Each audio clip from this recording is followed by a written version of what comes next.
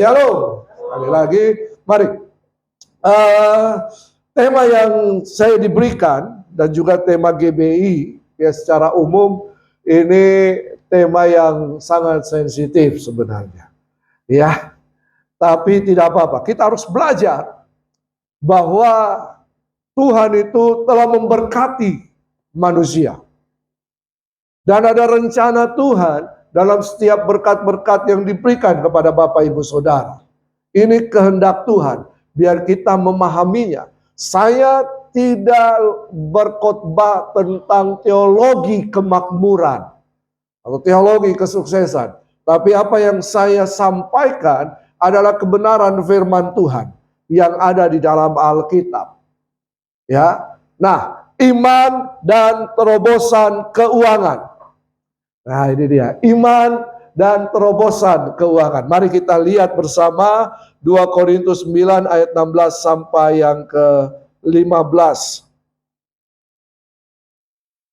2 Korintus 9 ayat 16 sampai yang ke-15. Memang tidak ada di slide. Ya, saya harap Bapak Ibu membuka Alkitab buku. Ada yang membawa HP silakan dibuka, yang membawa tab silakan dibuka. Ya, semua yang ada tulisan Alkitabnya di situ dibuka saja. Ya, oke. Perikopnya adalah memberi dengan sukacita membawa berkat.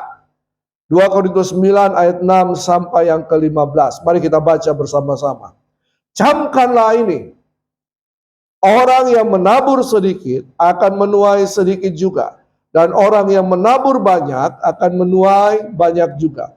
Hendaklah masing-masing memberikan menurut kerelaan hatinya. Jangan dengan sedih hati atau karena paksaan. Sebab Allah mengasihi orang yang memberi dengan sukacita. Dan Allah sanggup melimpahkan segala kasih karunia kepadamu, supaya kamu senantiasa berkecukupan di dalam segala sesuatu, dan malah berkelebihan di dalam pelbagai kebajikan. Seperti ada tertulis, Ia membagi-bagikan, Ia memberikan kepada orang miskin. Kebenarannya tetap untuk selamanya.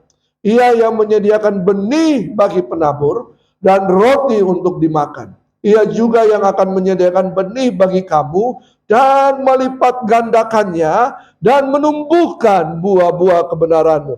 Kamu akan diperkaya dalam segala macam kemurahan hati, yang membangkitkan syukur kepada Allah oleh karena kami. Sebab pelayanan kasih yang berisi pemberian ini bukan hanya mencukupkan keperluan-keperluan orang-orang kudus, tetapi juga melimpahkan ucapan syukur kepada Allah. Dan oleh sebab kamu telah tahan uji dalam pelayanan itu, mereka memuliakan Allah karena ketaatan kamu dalam pengakuan akan Injil Kristus, dan karena kemurahan hatimu dalam membagi-bagikan segala sesuatu dengan mereka dan dengan semua orang. Sedangkan di dalam doa mereka, mereka juga merindukan kamu oleh karena kasih karunia Allah yang melimpah di atas kamu. Syukur kepada Allah karena kasih karunia-Nya yang tak terkatakan itu. Latar belakang penulisan ini adalah ditujukan kepada orang jemaat-jemaat di Korintus yang telah memberikan atau yang dalam mengumpulkan uang untuk diberikan kepada Yerusalem. Siapa yang ada di Yerusalem? Para rasul-rasul, jemaat-jemaat yang ada di sana. Jemaat mula-mula di situ. Jadi karena jemaat ini sudah semakin berkembang, yang ada di macam-macam kota, lalu kemudian terjadi pengumpulan untuk kemudian dibawa ke Yerusalem. Apa yang kemudian menjadi latar belakang Paulus untuk mengatakan karena dia memberikan apresiasi kepada jemaat di Korintus. Dia menghargai setiap usaha jeripaya jemaat di Korintus. Ya. Nah, perikopnya adalah memberi dengan sukacita membawa berkat. Kalau kita baca tadi, di situ banyak hal. Kalau Bapak Ibu nanti pulang, coba renungkan baik-baik. Baca kembali dan renungkan secara baik-baik. Bapak Ibu akan menemukan banyak rahasia-rahasia kebenaran firman Tuhan. Rahasia-rahasia yang bisa membawa Bapak Ibu Saudara mengalami terobosan demi terobosan dalam keuangan. Ya, ini rahasia banyak di sini. Karena memang rencana Allah supaya kita mengalami terobosan dalam keuangan. Kenapa demikian? Karena begini. Ya. Dalam kehidupan kita orang percaya, ada dua kutub. Katakan dua kutub. Ya, slide berikutnya di situ. Ya. Yang pertama, kutub ekonomi kerajaan Allah. Yang kedua, kutub ekonomi kerajaan kegelapan. Nah, ekonomi kerajaan Allah, ya, ini berlatar belakang iman. Sedangkan ekonomi kerajaan kegelapan dilatar belakangi oleh uang. Jadi iman dan uang ini bertolak belakang. Betul kan? Iman dan uang ini bertolak belakang. Ya, nah, kalau dalam gereja misalnya, gembala dengan bendahara bisa bertolak belakang. Iya kan? Bendahara mau mengatur keuangan, dia suka pemasukan, pengeluaran yang dia tidak suka. Tapi gembala selalu berpikir, keluarkan, keluarkan. Nah, terjadi pertentangan. Gembala mengatakan iman, tapi bendahara mengatakan pengelolaan keuangan. Tidak salah, dua-dua tidak salah. Dua-dua tidak salah. Karena memang kita harus mengelola kekayaan itu. Tetapi kemudian kita harus tahu di mana otoritasnya. Ya, di mana otoritasnya. Kadang-kadang kita berpikir secara logika tidak cukup. Tapi ternyata secara iman Tuhan mencukupkan. Amin. Tidak cukup. Tidak cukup ketika Elia ketemu janda di Sarfat. Tuhan suruh Elia ketemu seorang janda di Sarfat. Lalu kemudian menyuruh seorang janda ini untuk memberi makan Elia. Padahal janda ini hanya punya sedikit minyak, sedikit tepung, yang kemudian nanti dibuat roti, dia sama anaknya makan, setelah itu finish. Selesai, mereka mati. Tidak ada lagi makanan.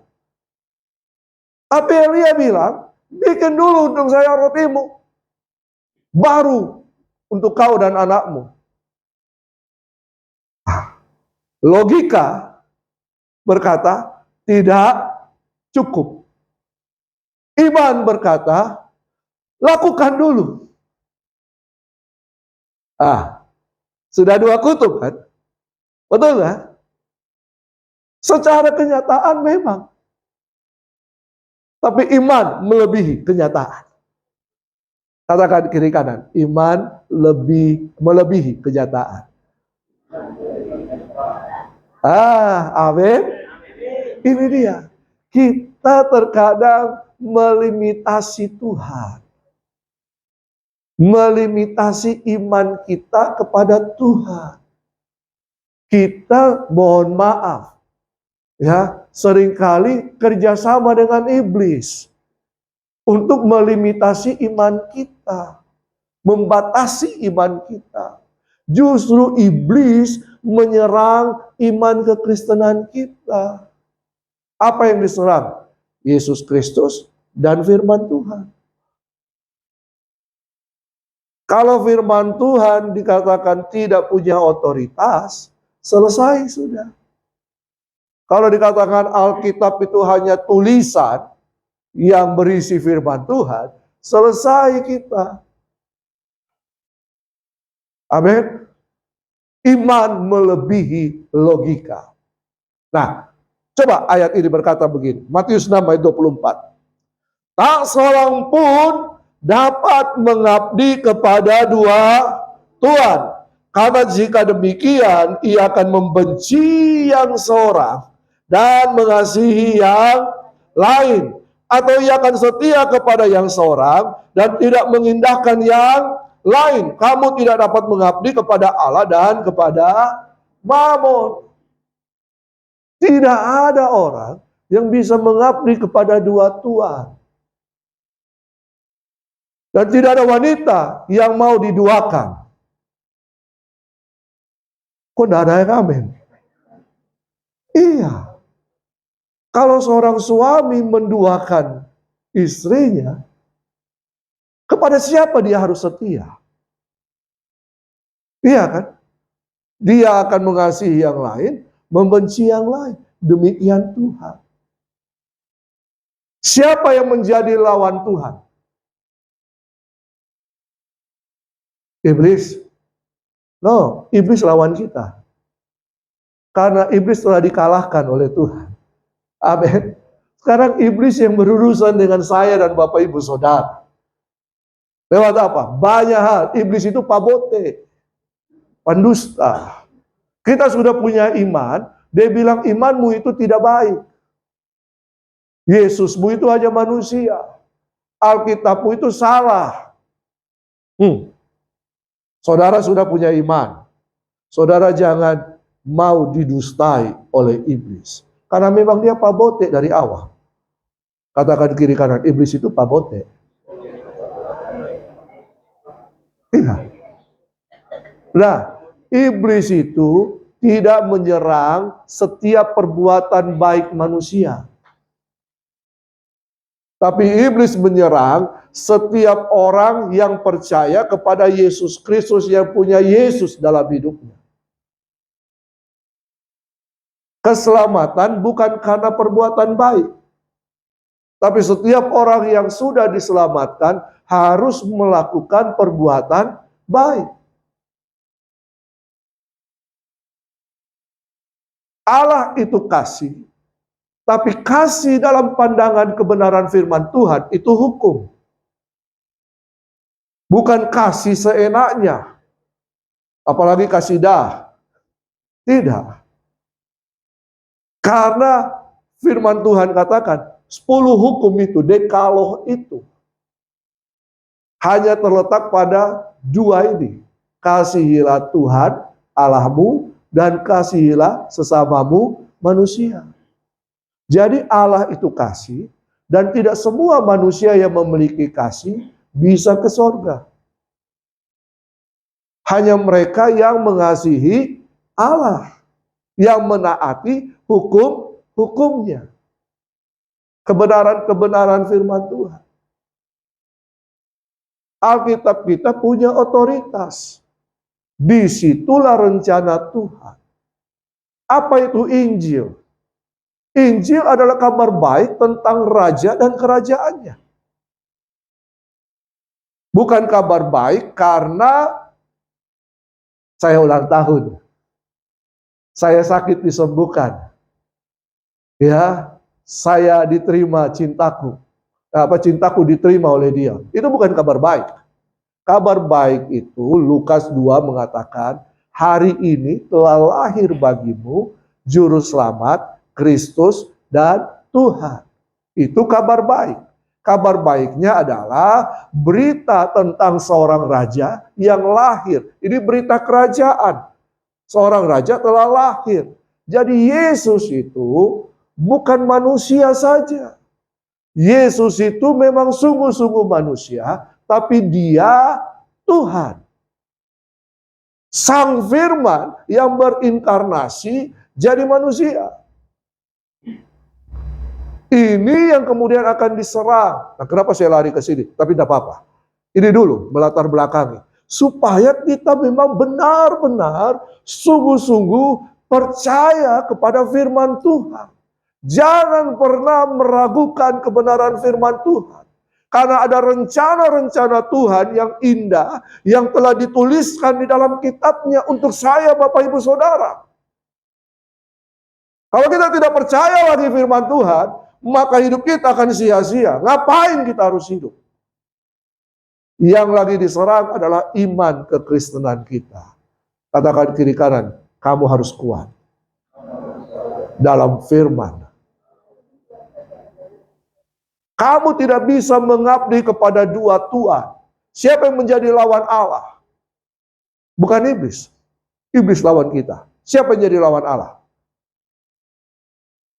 Halo? Mamon. Apa itu mamon? Mamon itu adalah sesuatu yang disembah melebihi Allah. Mamon. Mamon ini berkaitan dengan materi yang kita kenal sehari-hari, bisa berbicara tentang uang. Mamon. Jadi lawannya Allah adalah uang. Mengerti? Paham? Kamu tidak dapat mengabdi kepada dua Tuhan. Ya, kamu tidak dapat mengabdi kepada Allah dan kepada Mamon. Kamu tidak dapat mengabdi kepada Allah dan kepada uang. Nah, ini dia. Ya. Oke, kenapa demikian?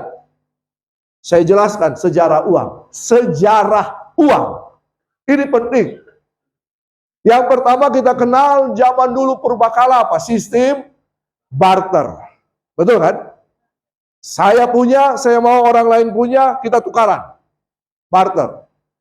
Ya, kalau misalnya saya mau nasi campur, saya bawa apa dulu? Ubi kayu dulu, baru saya tukar dengan nasi campur. Ya, dan itu tidak terbatas. Apa saja yang saya punya, saya bisa tukar. Saya bisa dapatkan barang. Lalu kemudian uang itu berkembang dari barter menuju kepada alat perdagangan. Uang sekarang sudah punya nilai. Iya kan? Sudah punya nilai. Misalnya saya mau beli tablet ini. Saya harus punya sejumlah rupiah dulu. Baru bisa beli tablet ini. Nah, perhatikan baik-baik. Barter itu bebas. Apa yang saya punya, saya bisa tukar. Ketika uang masuk jadi alat perdagangan, kita mulai dibatasi. Tak ada uang, tak bisa membeli. You bisa membeli ini kalau punya cukup uang. Dibatasi, mulai dibatasi, betul kan? Orang tidak bisa menjual dan membeli tanpa uang. Lalu kemudian uang meningkat menjadi status sosial. Orang yang punya banyak uang selalu didahulukan. Betul? Orang yang punya banyak uang dihormati. Orang yang punya banyak uang dijilat. Iya, serius kan? Status sosial. Uang menentukan posisi seseorang dalam masyarakat.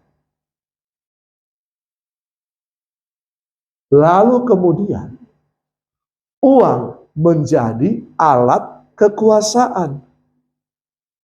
Orang yang punya uang, banyak uangnya, bisa membeli orang lain.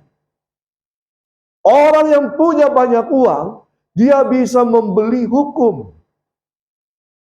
Orang yang punya banyak uang, dia bisa menentukan nasib hidup orang lain. Iya kan? Saya punya banyak uang. Saya ini beruang. Tahu beruang? Apa itu beruang? Satu, punya uang. Dua, binatang beruang. Karena dia punya banyak uang, maka sifatnya sama seperti beruang. Beruang bukan binatang jinak. Betul kan? Binatang ganas. Pemangsa. Jadi orang yang punya banyak uang di luar Kristus, dia bisa jadi pemangsa. Akhirnya apa? Uang menguasai manusia.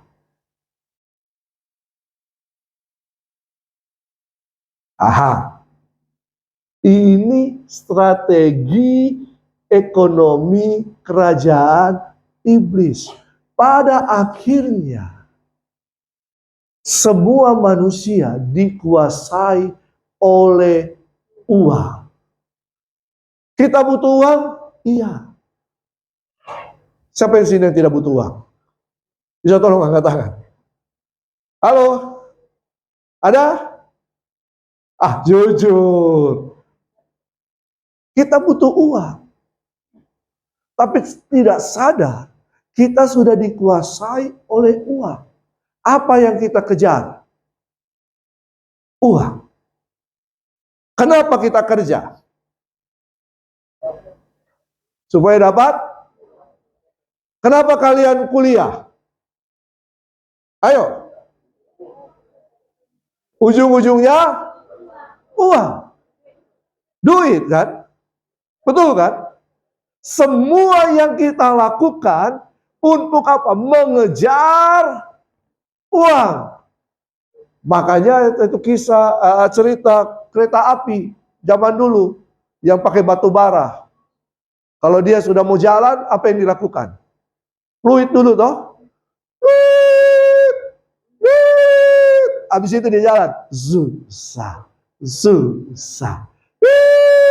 Susah. Susah. Susah. Susah. Gitu. Ayo. Orang yang sudah kerja untuk mencapai posisi lagi yang lebih tinggi, apa yang dia harus lakukan? Kerja keras. Banting tulang sampai patah-patah. Oh ya, betul kan? Hidupnya didedikasikan untuk mengejar uang. Dia bangun subuh-subuh, dia kerja setengah mati, belum mati, setengah mati, sampai tengah malam. Dia korbankan sukacitanya, dia korbankan kebahagiaannya, dia korbankan istrinya, dia korbankan anak-anaknya, dia korbankan hubungan demi hubungan, betul kan? Karena apa? Uang. Ini perbudakan. Dan iblis menggunakan uang untuk memperbudak manusia. Tidak ada yang lain. Betul kan? Kita selalu mau kaya. Namaku Bento, rumah real estate, mobilku banyak, harta melimpah. Orang memanggilku bos. Yes, itu dia. Betul kan? Itu. Bahkan kita dikuasai oleh uang. Tidak peduli jasmani, rohani, semua dikuasai oleh uang secara tidak sadar. Ini yang harus kita patahkan. Nah, sistem dunia telah menggunakan uang untuk memperbudak manusia. Tuhan tidak punya uang. Kalau begitu saya berdoa minta uang sama Tuhan, bagaimana? Tuhan tidak punya uang. Sekali lagi, Tuhan tidak punya uang. Karena uang selalu bertentangan dengan Tuhan. Betul kan? Tapi apa yang Tuhan punya? Mazmur 24 ayat 1. Mazmur Daud. Tuhanlah yang empunya bumi serta segala isinya dan dunia serta yang berdiam di dalamnya. Sejak awal manusia telah dipercayakan Tuhan apa? Bumi kan? Ciptaannya kan? Betul kan? Nah, coba lihat di ayat ini. Ayat ini ada dua. Bumi dan dunia, toh? Coba. Samakah bumi dan dunia? Sama enggak? Kita tinggal di mana? Bumi. Kalau dunia apa? Dunia, dalam bahasa Yunani kosmos. Kosmos, apa itu kosmos? Kosmos itu tempat isi beras. Nah, begini. Kita harus bisa membedakan bumi dan dunia. Bumi itu tempat tinggal kita. Dunia itu sistem yang mengembangkan bumi. Bumi tanpa sistem, bumi tidak bisa berkembang. Tidak ada gedung-gedung tinggi, tidak ada alat transportasi. Kita tinggal seperti masa purbakala dulu. Nah, siapa yang punya sistem? Awalnya yang punya sistem adalah Tuhan. Lalu kemudian Tuhan menciptakan langit dan bumi dan segala isinya. Lalu Tuhan menciptakan manusia. Tuhan memilih manusia. Sistem yang dari Tuhan diberikan kepada manusia. Apa itu sistem? Sederhana, sistem itu manajemennya lah. Ya lah, manajemen. Apa itu manajemen? Tata kelola. Pengelola. Ya, manajerial. Lalu kemudian manusia adalah sistem Tuhan di muka bumi ini untuk apa? Mengelola bumi ini. Tapi kemudian apa yang terjadi? Manusia jatuh dalam dosa.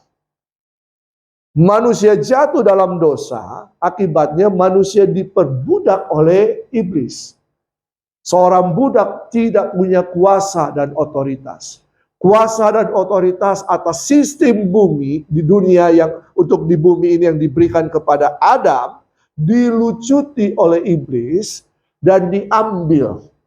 Makanya iblis adalah penguasa dunia ini. Iblis jadi penguasa dunia ini. Ketika iblis menjadi penguasa dunia ini, dia menggunakan mamon untuk mengendalikan manusia. Akhirnya dengan uang, dengan mamon uang, manusia diperbudak oleh iblis. Betul? Kok tidak ada yang amin? Iya, kerusakan-kerusakan yang terjadi karena memang iblis ingin merusakkan semua ciptaan Tuhan yang baik. Makanya dia pakai manusia. Bencana alam yang diakibatkan oleh misalnya gunung, hutan yang gundul, itu kenapa? Ketamakan manusia. Kenapa manusia tamak? Karena dia ikut tuannya. Siapa tuannya? Iblis. Iblis itu hanya datang untuk mencuri, membunuh, dan membinasakan. Manusia saling membunuh satu dengan yang lain karena ikut tuannya. Manusia suka bote-bote orang lain karena ikut tuannya. Manusia suka tipsani, tahu tipsani? Tipu sana, tipu sini.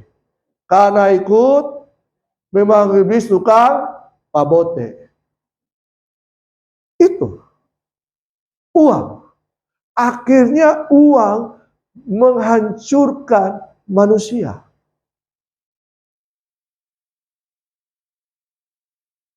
Uang menghancurkan keluarga.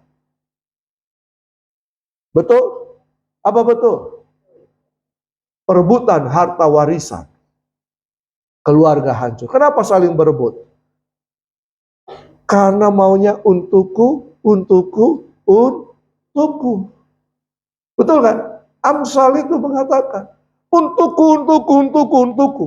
Hanya untuk memuas hawa nafsu. Keinginan daging, keangkuhan hidup, keinginan mata kan? Betul kan? Ini semua didasari oleh apa? Uang.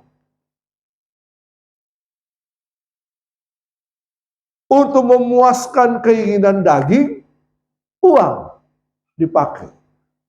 Untuk memuaskan keinginan mata, uang. Untuk memuaskan keangkuhan hidup, uang. Makanya hari ini kita harus mengalami terobosan dalam keuangan. Oke, lanjut. Uang. Uang ini memang bukan milik Tuhan. Tapi sebenarnya uang itu ada dalam diri manusia. Aha. Uang itu ada di dalam saya, di dalam Bapak Ibu Saudara. Cuman kita belum mengeluarkannya. Apa itu? Uang itu bisa berupa bakat, talenta, potensi yang telah diinstal oleh Tuhan dalam kehidupan saya, Bapak Ibu Saudara. Ketika Tuhan mengembuskan nafas hidup kepada debu tanah yang tidak ada artinya apa-apa, Tuhan memberikan kemampuan, Tuhan memberikan hikmat, Tuhan memberikan intelijensia kepada manusia. Itu modal awal. Itu modal dasar. Orang bisa berusaha dan bisa mencapai kekayaan walaupun dia tidak punya modal. Uang. Kalau dia punya ini, dia punya ini, dia punya ini, dia bisa berhasil. Betul apa betul? Ya kan? Nah, itu ada di dalam saya. Bapak Ibu Saudara, adik-adik, semua. Tinggal bagaimana dikeluarkan, lalu kemudian dikonversikan. Nah, kata konversi. Apa? Diubah. Betul kan? Diubah. Ini sangat mahal.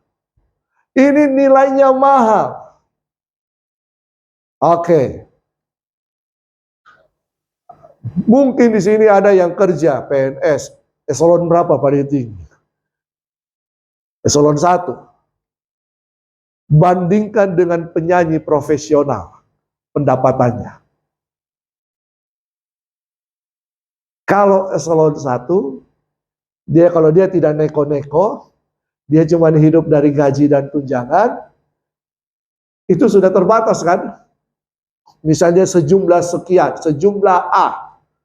Tapi seorang penyanyi, sekali dia nyanyi, dia bisa dapat lebih daripada yang didapatkan oleh. Kenapa bisa jadi begitu? Talentanya, bakatnya yang dia keluarkan kan. Lalu kemudian kita menghargainya dengan uang. Betul? Betul apa betul? Iya kan? Seorang yang mengembangkan bakatnya, pelukis dan sebagainya, itu bisa luar biasa dibanding dengan hanya duduk-duduk kerja di kantor. Ini saya lagi membuka wawasan adik-adik. Ya kan? Tuhan itu sudah kasih modal sama kalian. Modal ini tinggal mau tak kita keluarkan.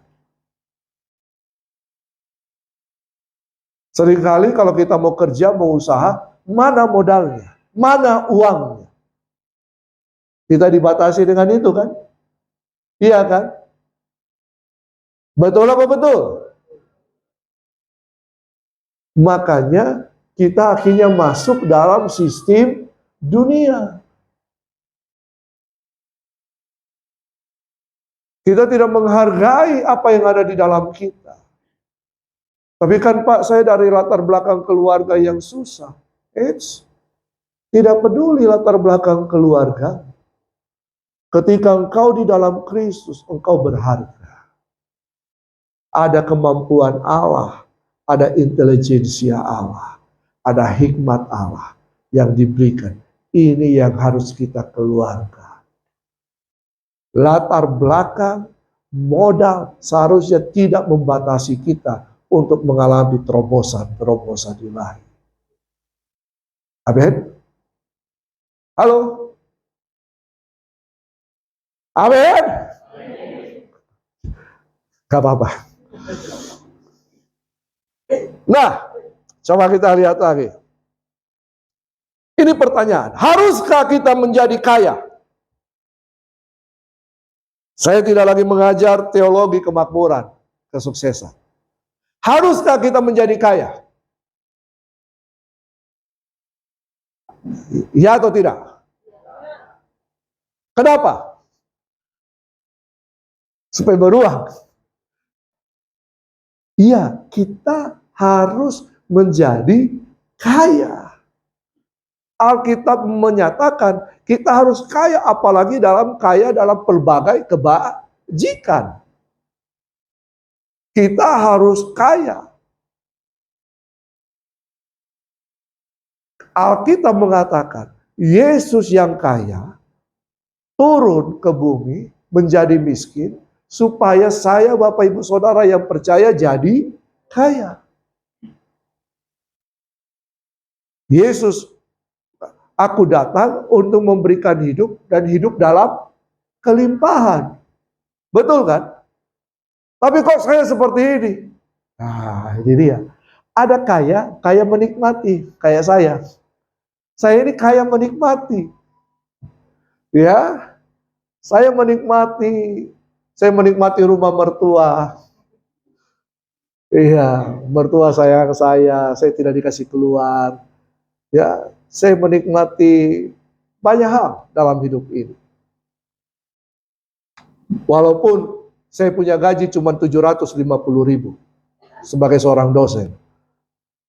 Tapi saya menikmati. Saya menikmati. Artinya, kita tidak harus dibatasi oleh uang. Kita harus punya iman kepada Yesus. Amin.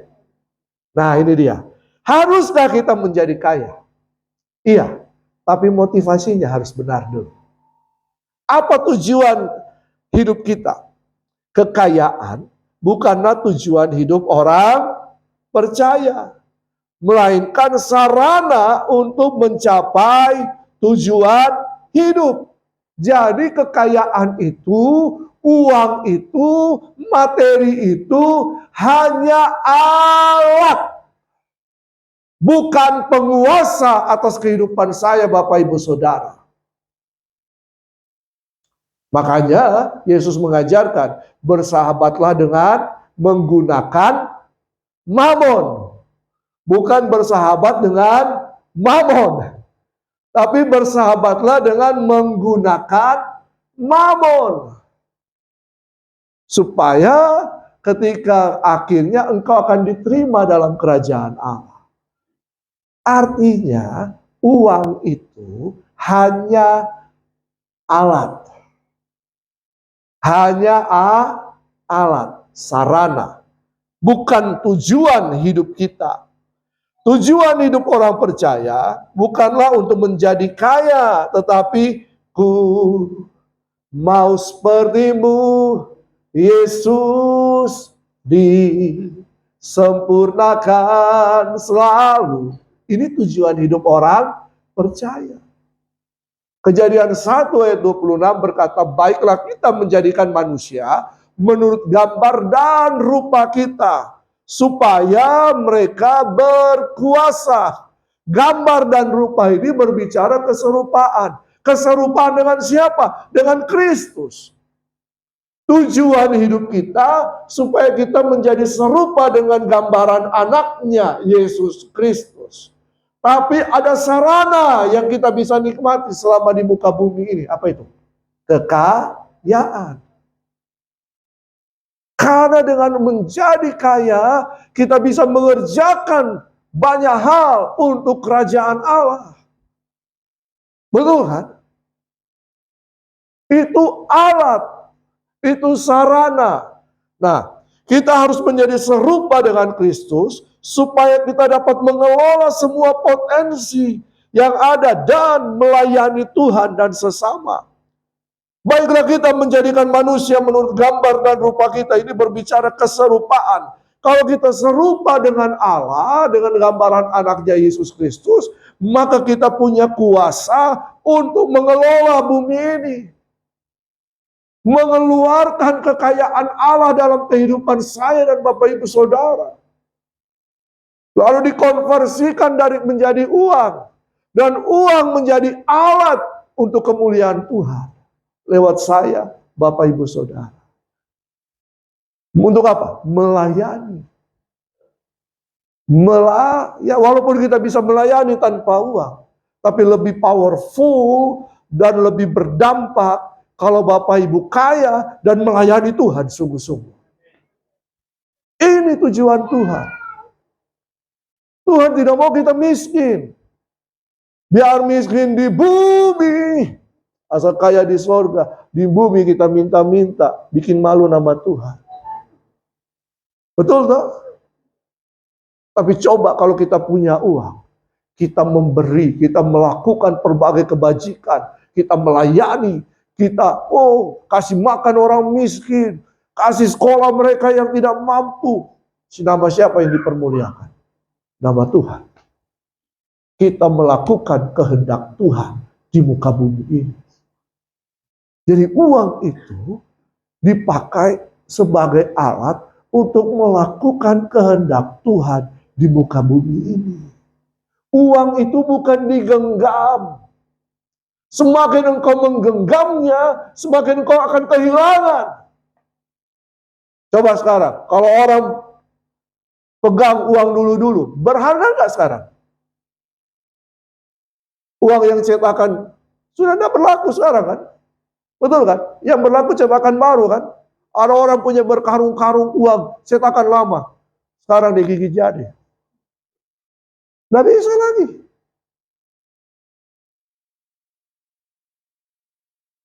Uang itu semakin digenggam, semakin turun nilainya. Tapi ketika kita mulai menabur kekayaan kita melayani Tuhan dengan kekayaan kita, nilai kita semakin naik. Amin. Ini penting. Ini prinsip. Ya, kekayaan abadi Tuhan dan kekayaan alam Tuhan adalah apa? Pengetahuan. Apalagi kebijaksanaan. Apalagi gagasan, ide itu mahal. Mahal. Apalagi pemahaman. Mahal ini. Ini 4 hal ini saja kalau kita punya, kita jadi orang yang mahal. Serius. Tapi dosen gajinya kecil ya, dibanding penyanyi ya. Nggak apa-apa. Tapi ketika kita mengimpartasi sesuatu, karena kekayaan itu bukan hanya bicara uang. Betul kan?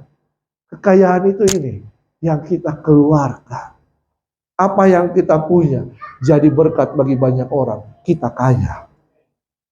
Tapi selalu manusia orang percaya mental miskin. Minta Tuhan berkati. Berkati. Doa selalu minta. Tidak salah.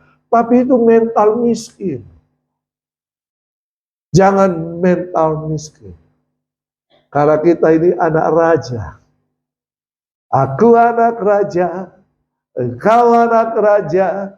Kita semua anak. Saudara yang percaya? Ya, saya anak raja, Bapak Ibu Saudara anak raja. Raja di raja, raja atas segala raja. Siapa dia? Yesus. Nah, gak apa-apa panjang-panjang sedikit toh. Nah, kita harus jadi kaya, tapi perhatikan motivasi kita. Jangan kekayaan yang menguasai kita.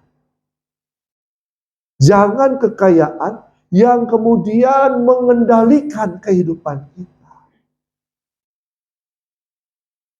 Kemana hati kita condong? Nah, ini dia. Kekayaan itu bisa menjadi kutuk dalam kehidupan kita. Berkat itu bisa jadi kutuk. Kalau motivasinya salah. cara mengelolanya salah. Nah, Amsal 28 ayat 20 berkata begini, orang yang dapat dipercaya mendapatkan banyak berkat, tapi orang yang mau kaya akan dihukum. Yang cepat mau jadi kaya akan dihukum. Artinya di sini Tuhan mau kita ini dapat dipercaya. Dipercaya untuk apa? Dalam kesetiaan, setia dalam mengelola kekayaan Tuhan yang sudah diberikan dalam kehidupan saya, Bapak Ibu Saudara. Kita harus dapat dipercaya. Katakan kiri kanan, kamu harus dapat dipercaya. Makanya setia dulu dalam perkara kecil, maka akan ditambahkan perkara-perkara yang besar. Adik-adik, melayani dulu dalam hal yang kecil. Jangan mau langsung yang besar. Kita semua Bapak Ibu Saudara, lakukan bagian kita yang kecil. Kelola kehidupan kita, kelola apa yang Tuhan percayakan, kelola keluarga kita, dan Tuhan akan mempercayakan hal-hal yang besar dalam kehidupan kita semua. Kemana hati kita condong? 1 Timotius 6 ayat 10. 1 Timotius 6 ayat 10.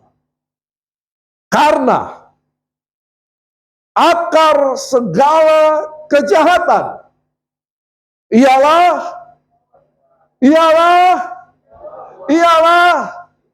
cinta uang. Kita menggenggam uang itu. Kita tidak mau kikiri bin miditi. Ya tak? Kita genggam. Kita menggenggamnya. Mental kita miskin. Ada orang yang sederhana, tapi dia menabur banyak. Dia kaya. Sebab oleh memburu uanglah ini diperbudak oleh uang. Beberapa orang telah menyimpang dari iman dan menyiksa dirinya dengan berbagai susah. Ingat baik-baik. Ekonomi kerajaan Allah, sistem dunia itu menggunakan uang untuk memperbudak manusia.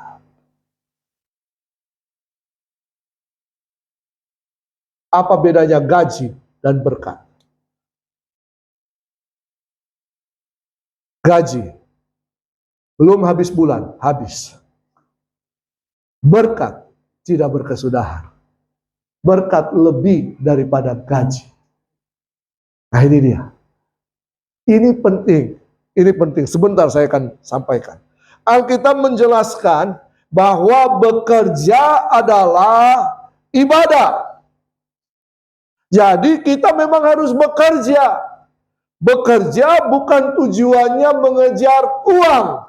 Tapi bekerja, memang kita kerja di mana saja marketplace. Tapi tujuannya adalah di dalam kita bekerja, itu ibadah kita kepada Tuhan. Kerja itu penyembahan kita kepada Tuhan.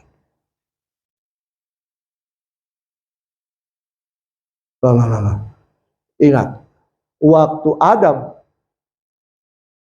di Kejadian 3 jatuh dalam dosa, Tuhan berkata kepada Adam apa? Terkutuklah tanah. Iya kan? Dengan berpeluh engkau mengerjakannya. Berarti dengan membanting tulang sampai patah-patah. Tanah tahu siapa pemiliknya. Tanah tahu siapa orang yang ada di atasnya. Tapi karena kita sudah percaya Yesus, kita sudah diperdamaikan dengan Allah Bapa, kita punya Yesus, tanah mengenal kita. Apakah tanah harus tetap menjadi terkutuk karena dosa? Tidak. Betul kan? Karena kita sudah berbeda kepemilikan. Jadi percaya Bapak Ibu. Jangan sampai kita dikuasai. Ya. Jangan sampai kita dikuasai oleh iblis. Namun ketika manusia hanya bekerja dengan motivasi ingin menjadi kaya, dengan mempunyai uang yang banyak, maka manusia telah menyembah Mamon. Bekerja adalah ibadah. Tapi ketika bekerja menjadi motivasi untuk menjadi kaya, punya uang yang banyak, maka kita menyembah Mamon. Uang hanyalah alat untuk mempermudah kehidupan itu sendiri. Uang seharusnya tunduk di bawah kuasa manusia. Karena itu, kita harus jadi pengelola kekayaan Tuhan. Bagaimana caranya? 2 Korintus 9 ayat 10. Nanti sampai di rumah tolong baca ayat ini sungguh-sungguh ya, baik. 2 Korintus 9 mulai dari ayat 6 sampai 15. Kita baca sama-sama. 2 Korintus 9 ayat 10. Ia yang menyediakan benih bagi penabur dan roti untuk dimakan. Ia juga yang akan menyediakan benih bagi kamu dan melipat gandakannya dan menumbuhkan buah-buah kebenaran. Kita harus tahu sebagai pengelola mana benih, mana makanan. Benih, ini ada pelajaran khusus. Saya sudah tahu apakah saya masih nanti berikutnya sempat untuk mengajar benih. Tapi kalau tidak, bisa Bapak Ibu pelajari, ada di YouTube saya ya. Bukan supaya saya terkenal, tidak. Ini saya sengaja record, masuk YouTube supaya banyak yang bisa belajar dari situ. Nah, benih itu kecil. Benih itu sederhana. Contoh, satu buah mangga. Di dalam satu buah mangga ada berapa biji? Satu kan? Kita bisa hitung kan? Tapi ketika biji mangga itu ditanam, dia berbuah. Bisakah kita menghitung berapa buahnya? Bisa enggak? Siapa yang bisa hitung? Siapa yang bisa hitung? Kecuali itu Pak Gandeng. Satu pohon mangga, 300.000 ya, semua. Tapi tahukah kita? Satu biji mangga bisa menghasilkan satu kebun mangga. Bisa enggak? Bisa tidak? Satu biji mangga bisa menghasilkan satu hutan mangga. Bisa enggak? Dari mana? Dari satu biji yang kecil. Jangan pandang enteng benih. Tapi ada juga yang harus kita makan kan? Jadi dalam sistem pengelolaan keuangan, ada yang harus ditabur, ada yang bisa kita makan untuk memenuhi kebutuhan kita sehari-hari. Yang salah adalah kita habiskan makanan kita, benih kita pun dihabiskan juga. Benih itu berbicara kelangsungan kehidupan kita masa depan. Benih itu berbicara ketersediaan makanan kita di masa depan. Benih itu berbicara mujizat yang kita akan dapatkan di masa depan. Benih akan tetap menjadi benih kalau dia tidak pernah ditanam.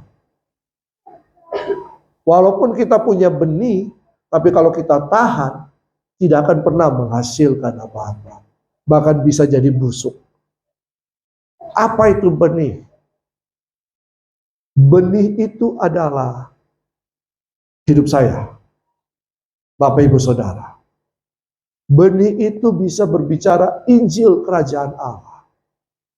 Benih itu bisa berbicara perbuatan baik kita. Benih itu bisa berbicara perkataan kita. Benih itu bisa berbicara minat, bakat, talenta kita.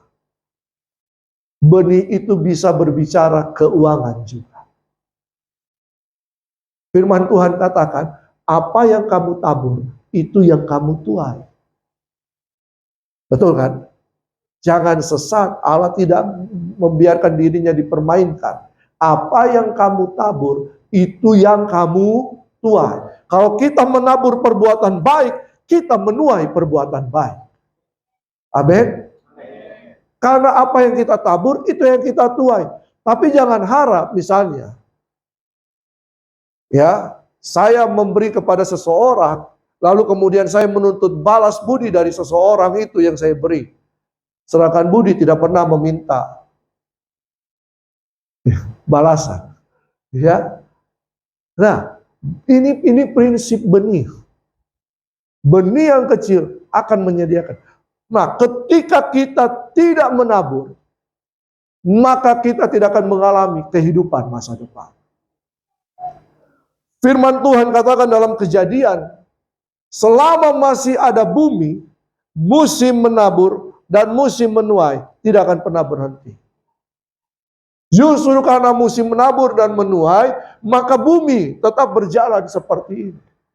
Contoh sederhana. So, kalau misalnya petani semua mogok untuk menanam, menabur, bagaimana kehidupan kita? Mati. Walaupun tanah itu subur, kalau tidak pernah ditaburi, tanah itu akan gersang. Jadi, coba perhatikan. Apakah keadaan ekonomi kita gersang tidak? Apakah kita menghabiskan benih kita untuk kita makan? Apakah benih kita pernah tabur atau tidak? Atau benih itu kita tahan saja?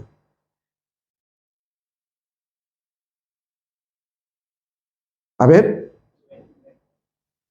Nah, ini prinsip. Jadi, menaburlah. Bahkan, ini pengajaran masuk akal. Kalau Bapak Ibu butuh mobil, taburlah bagi mereka yang sedang menyicil mobil. Iya kan? Kalau Bapak Ibu butuh rumah, taburlah bagi mereka yang sedang menyicil rumah. Apa yang kamu tabur, itu yang kamu tuai. Ini prinsip. Dan ini dibutuhkan iman. Karena jika kamu tidak lemah, maka kamu akan menuai, kata firman Tuhan. Nah, kita menabur dalam 2 Korintus tadi, itu harus dengan sukacita, sukarela, bukan dengan paksaan.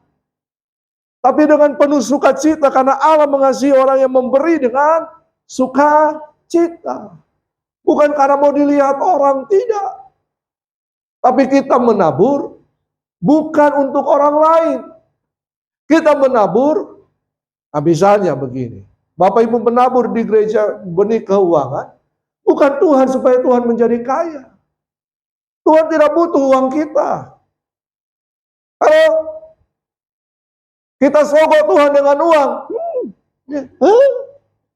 tidak. Di surga itu, emas itu dibuang-buang. Orang bawa emas ke sana, dia bilang, jangan kau buang sampah di sana. Perhatikan baik-baik. Harus ada yang ditabur. Ini prinsip.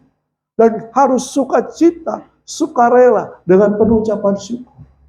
Seorang petani ketika dia menanam padi, dia dengan sukacita, bukan karena terpaksa. Betul kan? Karena itu memang sudah habitnya, sudah pekerjaannya. Tapi ada juga yang namanya persembahan. Kalau yang namanya persembahan ini sakit. Betul? Persembahan itu sakit. Kita memberi, kalau kita sedang mempersembahkan. Abraham harus mempersembahkan Ishak. Sakit tidak? Sakit. ada benih, ada namanya persembahan. Makanya di situ Filipi 4 situ, coba. Sudah berapa lama saya khotbah? 1 Petrus 4 ayat 10. Dalam terjemahan VMD, kamu masing-masing telah menerima karunia rohani dari Allah. Ini kekayaan Allah. Allah telah menyatakan anugerahnya dengan berbagai cara. Dan kamu adalah sebagai hamba yang bertanggung jawab untuk apa? Mempergunakan pemberian Allah. Apa ini? Kekayaan Allah yang telah Allah berikan dalam kehidupan kita. Sehingga firman Tuhan katakan, jadilah hamba yang baik dan pergunakanlah pemberian yang ada padamu untuk saling melayani. Kita harus bertanggung jawab. Slide terakhir. 2 Korintus 9 ayat 6. Camkanlah ini. Orang yang menabur sedikit akan menuai sedikit juga. Dan orang yang menabur banyak akan menuai banyak juga. Apa itu benih? Kemampuan, talenta, bakat, perbuatan baik, perkataan, Injil Kerajaan Allah, kehidupan, keuangan. Ada benih yang harus kita tabur. Firman Tuhan katakan, taburlah, berbuatlah baik. Tapi terutama kepada orang-orang, teman-teman seiman. Ya, karena ini adalah rumah kita, di sini juga tempat menabur. Filipi 4 ayat 18. Kini aku telah menerima semua yang perlu daripadamu, malahan lebih daripada itu. Ini juga berbicara tentang sumbangan-sumbangan jemaat Filipi kepada Paulus dalam pelayanannya. Aku berkelimpahan karena aku telah menerima kirimanmu dari Epafroditus. Suatu apa? Persembahan yang harum.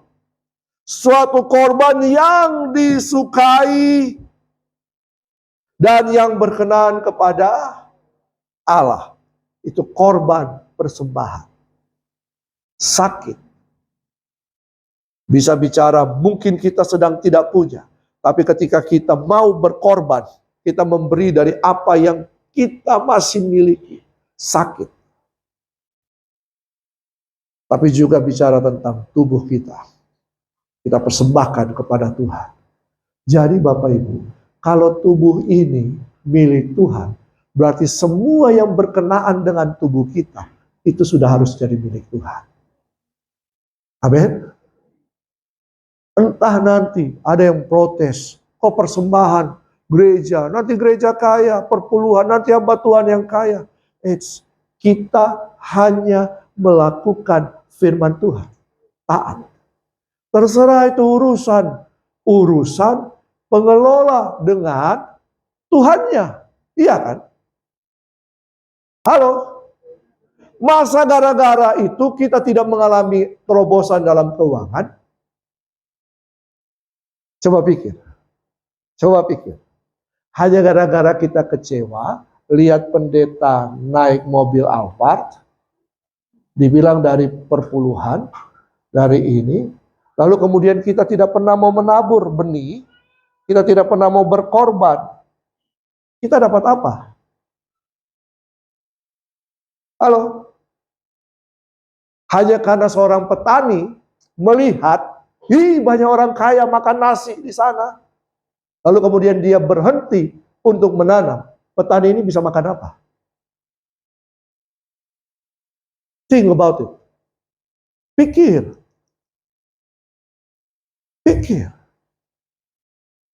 Yang Tuhan mau, kita lakukan bagian kita. Tidak peduli orang lain. Kita yang harus menaati firman Tuhan.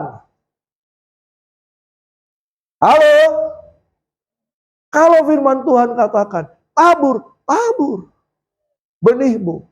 Kalau firman Tuhan katakan, beri persembahan, persembahkan. Kalau Tuhan katakan, beri perpuluhan itu bukan karena kita sogok Tuhan. Perpuluhan itu bukan untuk membangun rumah di sana, di sorga. Itu namanya penyembahan berhala.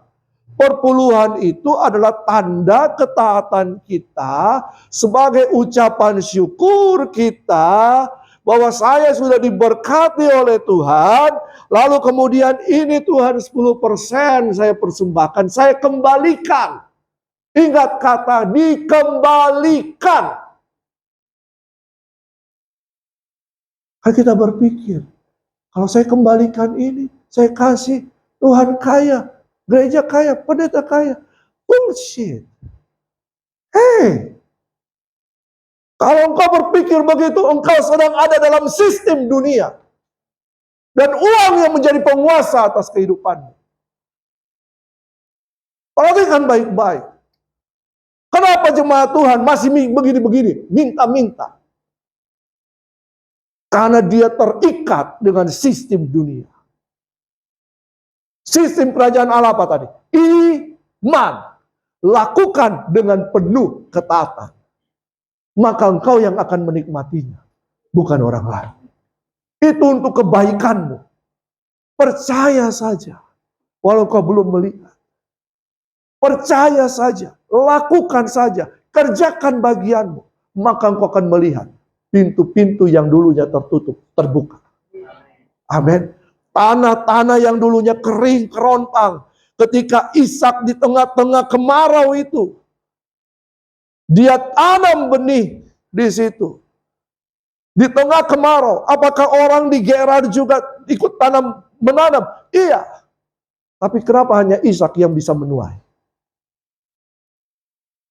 Kenapa hanya Ishak? Ketika Ishak gali sumur, air membual di tengah musim kemarau. Apakah orang-orang di Gerar juga gali sumur? Gali. Tapi kenapa hanya Ishak yang membual sumurnya? Orang Gerar bilang, itu milik kami. Kamu tidak berhak. Ishak pindah lagi. Dia gali lagi sumur. Keluar air membual. Diprotes lagi. Tiap kali dia gali. Air membual. Kenapa? Karena dia taat. Dia taat. Tuhan bilang, jangan pergi ke Mesir. Tinggal di Gerar. Kenapa Elia bisa menghadapi masa kekeringan? Siapa yang buat kekeringan? Elia sendiri. Tapi Elia juga mengalami kekeringan, betul kan? Kenapa dia bisa menghadapi itu? Kenapa janda di Sarfat bisa menghadapi itu? Karena dia taat. Bagi janda di Sarfat, minyak sedikit, tepung sedikit, itu benih. Ketika dia tabur, dia kasih makan Elia. Hidup mereka terpelihara sampai musim kering itu selesai.